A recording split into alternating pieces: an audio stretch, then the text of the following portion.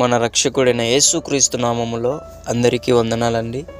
ఈరోజు దేవుని మాటలు విలాప వాక్యములు 3వ అధ్యాయము 26వ వచనము.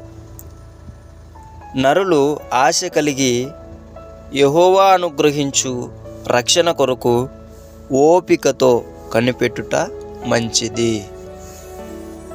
ప్రేమైన దేవుని బిడ్డలారా, దేవుడు మాట్లాడుతున్న మాటను గమనించండి. దేవుడు రక్షణ ఇస్తాడు. ఖచ్చితంగా మనల్ని అందరినీ నిత్య జీవానికి నడిపిస్తాడు. ఆ రక్షణ కొరకు నీకు ఆశ ఉండాలని దేవుడు చెప్తున్నాడు.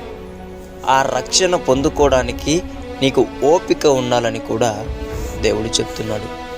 ప్రియ దేవుని బిడ్డలారా, క్రైస్తవుడు అన్నాక, ఒక దేవుని కుమారుడు కుమార్తె అని పిలువబడుతున్నాక, ఒకటి ఆయన రక్షణ కొరకు ఖచ్చితంగా ఆశ అనేది మనకు ఉండాలి.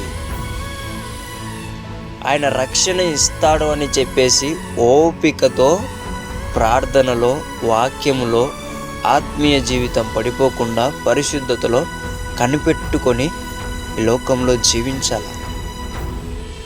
ఆశ కొరకు అలాగుననే ఓపికతో. అప్పుడే ప్రతి ఒక్కరిని బట్టి కూడా దేవుడు సంతోషిస్తాడు, రక్షిస్తాడు. ప్రేమైన దేవుని బిడ్డలారా, ఎప్పుడో వస్తుంది పరలోకం, దేవుడు ఎప్పుడో ఇస్తాడు అని చెప్పి మనం కనుక తప్పిపోతూ అంటే ఎప్పటికీ దేవుణ్ణి సంతోషపెట్టలేం. అందుకే ప్రేమైన దేవుని బిడ్డలారా, దేవుని మాటకు విధేయత చూపించి ఆయన రక్షణ కొరకు ఆశ కలిగి ఉండండి.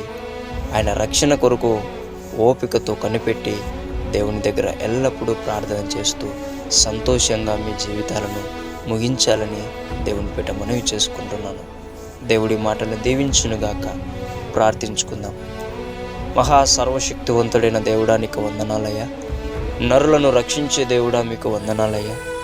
మా రక్షణ కొరకు ఆశ కలిగి ఓపికతో నీ దగ్గర కనిపెట్టుకొని ఉండే బిడ్డలుగా మమ్మల్ని అందరినీ తయారు చేయమని యేసు నామములో ప్రార్థిస్తున్నాము తండ్రి. ఆమేన్.